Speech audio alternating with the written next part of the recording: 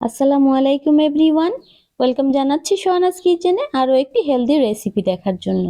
আজ শেয়ার করব energy biscuit. বাচ্চাদের টিফিনে অথবা বড়দের অফিসের জন্য বানিয়ে দিতে পারেন এই মজাদার এনার্জি বিস্কুট। আমরা মায়েরা দিনরাত অনেক কাজ করে থাকি, তো কাজের ফাঁকে খেয়ে নিতে পারি এরকম একটি মজাদার এনার্জি বিস্কুট। বানানো একদম সহজ আর খেতে কিন্তু অনেক মজা। আর এটা বানিয়ে সংরক্ষণ করতে পারেন 15 দিন থেকে 1 মাস পর্যন্ত। তো চলুন রেসিপিটি শুরু করি। আমি প্রথমে বাদাম আর সিডস গুলো ভেজে নেব। এখানে একটা ফ্রাই প্যানে দিয়ে দিলাম আধা কাপ পরিমাণ চীনা বাদাম। এটাকে আমি একদম লো আঁচে ভেজে নিচ্ছি। সবগুলো বাদাম আর সিডস কিন্তু আমরা একদম লো আঁচে ভাজবো। তো ভিউয়ার্স, হয়ে গেছে, এটাকে আমি নামিয়ে রেখে দিলাম। এবার এর মধ্যে দিয়ে দিচ্ছি কিছুটা কাজু বাদাম আর কাঠবাদাম। তো এটাকে আমি একদম লো আঁচে ভেজে নিব। তো ভিউয়ার্স, আপনাদের একদম রেসিপি ফলো করে সবগুলো বাদাম বা সিডস দিতে হবে এমন কোনো কথা নেই। আপনারা আপনাদের পছন্দ মতো যে কোনো ড্রাই ফ্রুটস দিয়েও এই রেসিপিটি করতে পারেন। তো এগুলোকে আমি নামিয়ে নিলাম। এবার দিয়ে দিচ্ছি এখানে মিষ্টি কুমড়ার বিচি। এই তো ভিউয়ার্স, এটাকে আমি খুব হালকা আছে মচমচে করে ভেজে নিব। এই তো ভাজা হয়ে গেছে, তো এটাকে নামিয়ে আমি সাইডে রেখে দিচ্ছি। এবার দিয়ে দিচ্ছি এর মধ্যে তিসি। তো ভিউয়ার্স, অনেকেই হয়তো এই জিনিসটা চিনেন না, তো এটাও কিন্তু খাওয়া স্বাস্থ্যের জন্য খুবই ভালো। আর এটা যদি আপনারা হাতের কাছে না পান তাহলে এটা বাদ দিয়েও আপনারা বানিয়ে নিতে পারেন। এই তো এটাকে আমি খুব হালকা আঁচে ভেজে নিলাম। তো এবার আমি ভেজে নিচ্ছি সাদা তিল। আপনারা ইচ্ছা করলে কিন্তু কাল যে তিলটা পাওয়া যায় সেটাও ভেজে নিতে পারেন। তো সাদা তিলটাকে আমি হালকা আঁচে ভেজে নেব। তো ভিউয়ার্স, হয়ে গেছে। তো এটাও এবার আমি নামিয়ে রেখে দিচ্ছি। তো সব কিছুকে আমি দেখেন খুব ভালোভাবে ভেজে নিয়েছি, একদম মচমচে হয়েছে।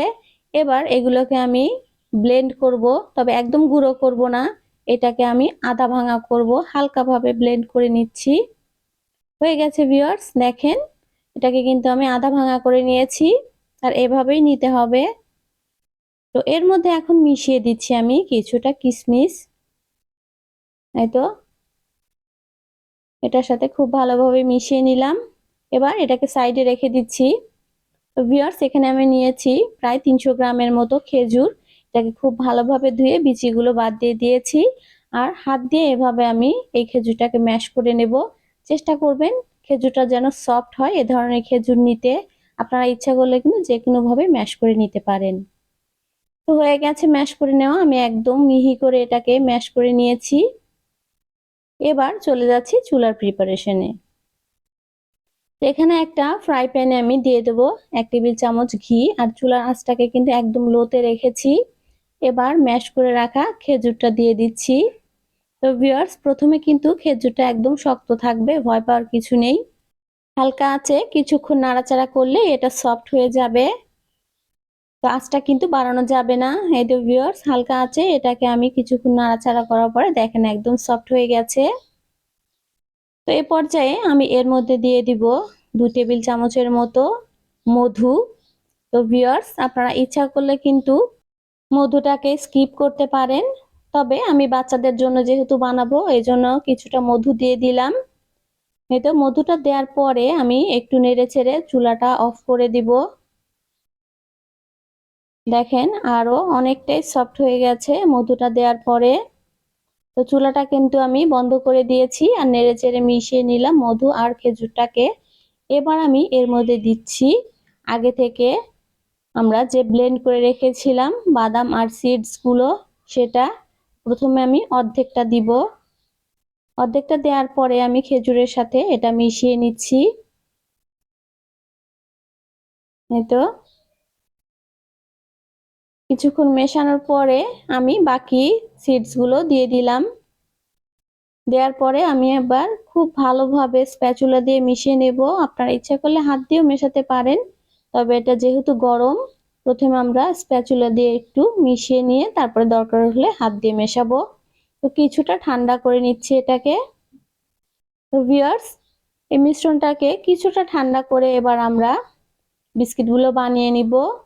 তো হাতে সহ্য হয় এরকম গরম অবস্থায় কিন্তু বানাতে হবে, একদম ঠান্ডা করলে কিন্তু এটা শেপ আসবে না। তো আমি একটা লাড্ডুর মতো প্রথমে বানিয়ে নিচ্ছি, আপনারা এভাবেও বানাতে পারেন, তবে আমি আজকে বিস্কিটের মতো বানাবো।